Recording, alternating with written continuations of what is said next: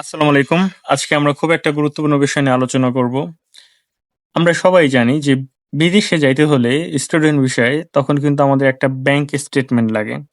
So এই bank স্টেটমেন্টটা কিন্তু আপনার ভিসা হবে কি হবে না এটা 50% এই ব্যাংক স্টেটমেন্ট দায়ী থাকে। সো আজকে আমরা আরকি ৩ টা এখানে ভাগ করছি যে কোন দেশের জন্য কত লক্ষ টাকা আপনার দেখাইলে আপনি সেফ থাকবেন আরকি। সো এইসব বিষয় নিয়ে আজকে আমরা আলোচনা করব। প্রতিটা দেশের জন্য আলাদা করে আলোচনা করব। আশা করি আমাদের এই ভিডিওটা অ্যারাউন্ড ১০ মিনিটের আগেই শেষ হয়ে যাবে। আশা করা যায়। সো আমাদের ভিডিওতে আজকে আলোচনা করব যে ধরেন আপনি ইউএসএ তে যাবেন, কত লক্ষ টাকা ব্যাংকে রাখবেন সেভিংস অ্যাকাউন্টে, আর কত টাকা আপনি ট্রানজ্যাকশন করবেন এইসব বিষয় নিয়ে আমরা প্রতিটা কান্ট্রি নিয়ে এখানে আলোচনা করব। সো যদি কোনো কান্ট্রি মিসিং হয় তো সেই ক্ষেত্রে আপনি কমেন্ট বক্সে জানাই দিবেন। তো আমরা নেক্সট টাইমে হয়তো কমেন্টে রিপ্লাই দিয়ে দেবো অথবা নেক্সট টাইমে ভিডিও বানাবো। ওকে, তো আমরা চলেন শুরু করি।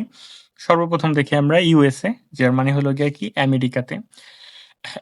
আমেরিকার ক্ষেত্রে সবসময় ট্রাই করবেন যে একটু বেশি ব্যাংক স্টেটমেন্ট রাখার জন্য। আমেরিকা, কানাডা, অস্ট্রেলিয়া, নিউজিল্যান্ড এইগুলার ক্ষেত্রে আপনি একটু ব্যাংক স্টেটমেন্টটা একটু মানে ৬০ লক্ষ টাকা ব্যাংকে রাখার ট্রাই করবেন এবং লেনদেন ৳১,০০,০০,০০০ বা ৳১,৫০,০০,০০০ লেনদেন রাখবেন। এখন একটা প্রশ্ন যে লেনদেনটা আবার কি? ধরেন আপনি একটা ব্যাংকে সেভিংস অ্যাকাউন্ট খুললেন। আপনার যে বাবার নামে খুললেন, যেহেতু আপনি স্টুডেন্ট ভিসায় যাবেন অবশ্যই বাবার নামে খুলবেন। আর যদি আপনার মাস্টার্স প্রোগ্রামে যান, আপনার যদি ইনকাম সোর্স থাকে তো সেই ক্ষেত্রে আপনার নিজের নামেই খুলবেন।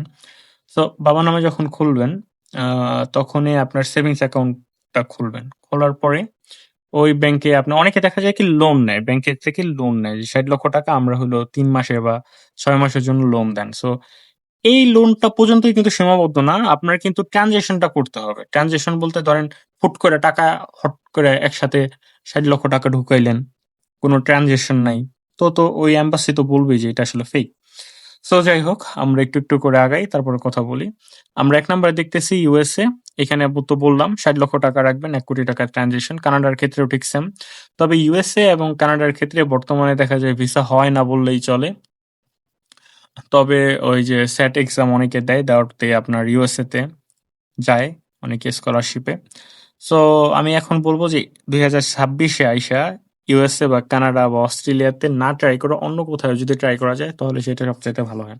তবে কানাডার ক্ষেত্রে ধরেন আপনি ব্যাচেলর কমপ্লিট করে সরাসরি কোনো এজেন্সির মাধ্যমে যাওয়ার চাইতে আমার মনে হয় যে ইউনিভার্সিটি ওয়াইজ যদি এক্সচেঞ্জ প্রোগ্রাম বা ক্রেডিট ট্রান্সফার এর মাধ্যমে যাওয়া যায় বা ইউনিভার্সিটি ওয়াইজ যদি যাওয়া যায় তো সেক্ষেত্রে সেটা যাবেন। ধরেন আপনি একটা প্রাইভেট ইউনিভার্সিটিতে পড়েন বা আপনি একটা ইউনিভার্সিটিতে পড়েন। ওই ইউনিভার্সিটির থ্রুতে যদি যাওয়া যায় তো সেই ক্ষেত্রে ২০২৬ এ কানাডাতে যাওয়া উচিত।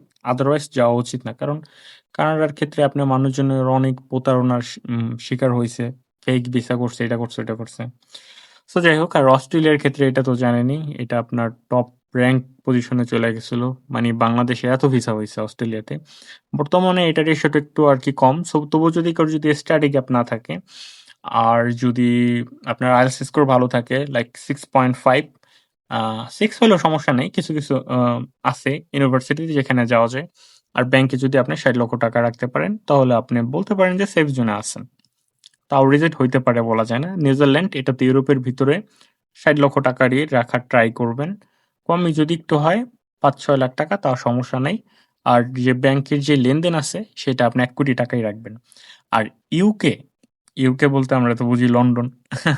সো এখানে আপনার দেখা যায় যে ৩০ দিনের জন্য এটা কিন্তু একটু সুবিধা কি যে ৩০ দিনের ব্যাংক স্টেটমেন্ট দেখাইলে হয়। এখানে ফাউন্ডেশন প্রোগ্রামে যাওয়া যায়।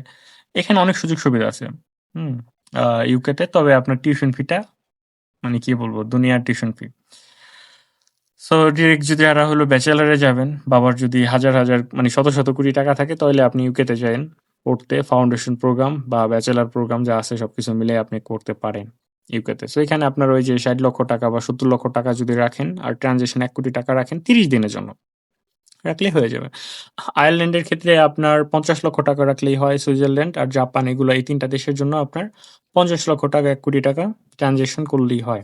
তবে কানাডা বা ইউএসএ যে কথা বললাম একটু ট্রান্সেকশনটা যদি ৳১,০০,০০,০০০ বেশিও করা যায় তাও আরকি ভালো।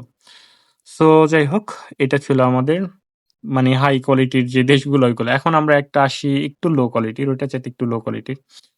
জার্মানি কিন্তু লো কোয়ালিটি না। তবে এখানে আপনার স্টুডেন্টের জন্য সুযোগ সুবিধা অনেক বেশি। লাইক আপনার যদি মনে করেন এখানে পাবলিক ইউনিভার্সিটি অনেক আছে, 400টারও অধিক পাবলিক ইউনিভার্সিটি, 450 বা সামথিং এরকম পাবলিক ইউনিভার্সিটি আছে।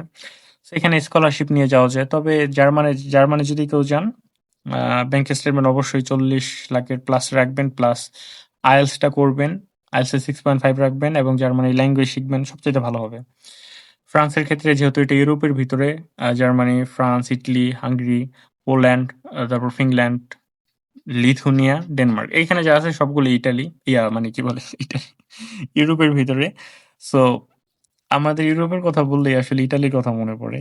So, সবাই যেহেতু যায়, সো এইগুলাতে আপনারা সবাই কি একটু 40 লাখ টাকার একটু বেশি রাখার ট্রাই করবেন, তাহলে ভালো হবে। আর ট্রানজেকশন 1 কোটি টাকা হইলে সেফ, খুবই ভালো। 1 কোটি টাকা একটু কম হইলেও কোনো সমস্যা নেই, ঠিক আছে।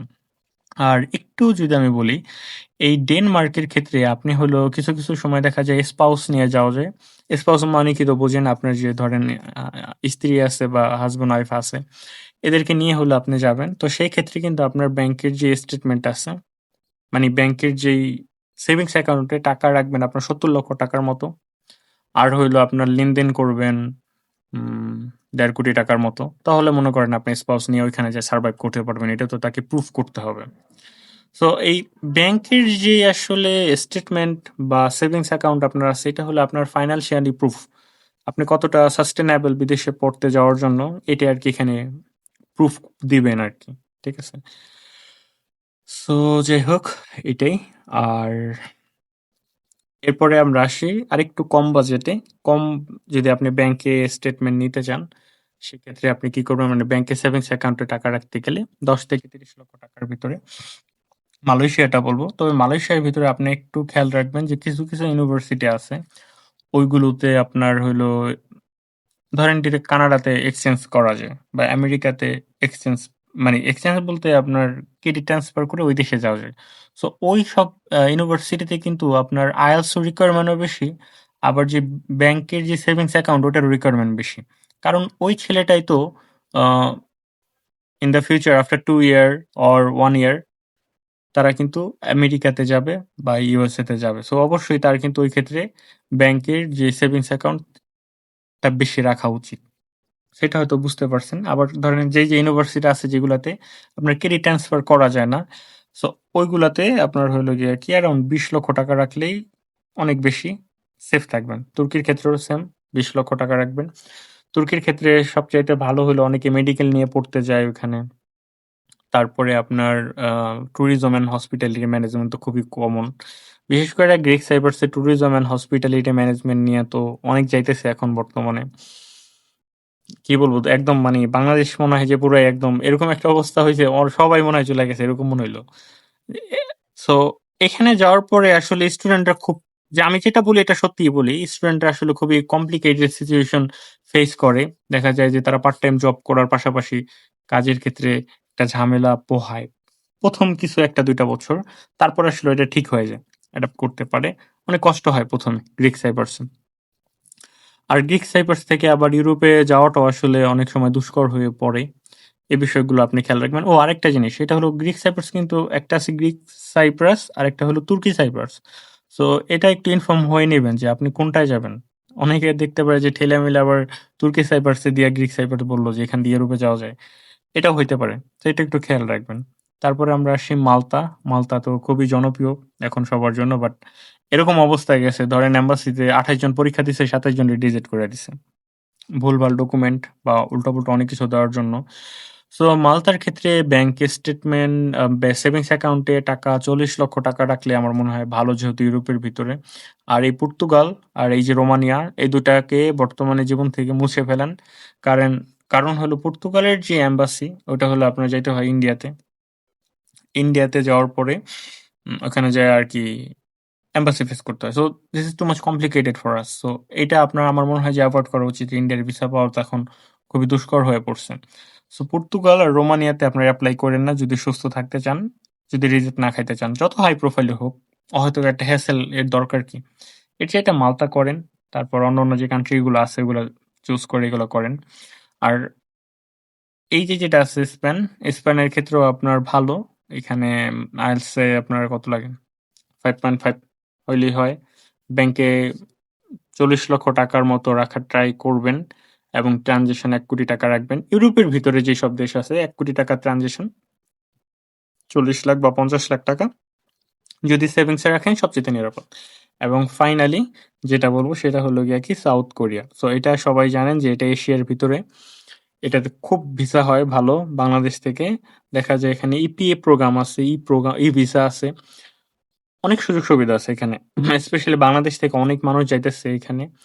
আর আপনার কাজকর্মের ক্ষেত্রে এটা আপনারা জানেন ইউটিউবে বা গুগলে বিভিন্ন জায়গায় বা মানুষের মুখ থেকে এটা শুনছেন যে এখানে স্টুডেন্টরা গেলে পার্ট টাইম জব হিসাবে মানে 3 লাখ টাকাও আর কি করে থাকে।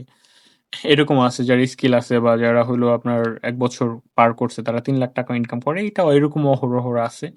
সাউথ কোরিয়াতে গেলে আপনার ভালো টাকা ইনকাম করা যায়। আর দেখা যায় যে টিউশন ফি যেটা আছে সেটা কিন্তু আপনার তুলনামূলক কম। সো এই ছিল আমাদের আজকের আলোচনা। আশা করি আপনারা ভিডিওটা বুঝতে পারছেন। আর ভিডিওটা অনেক সময় যদি কমপ্লিকেটেড হয়ে যায় তাহলে আমি বলব যে আমার ইউটিউবে এই রিলেটেড কনসালটেন্সি রিলেটেড আরো কিছু ভিডিও আছে। যেহেতু আপনি বিদেশে যাওয়ার একদম মানে ফুললি প্রস্তুতি নিয়েছেন, তো সেই ক্ষেত্রে আমি বলব যে আপনি এইসব নলেজগুলো গ্যাদার করেন। এটা আপনার জন্য ভালো হবে।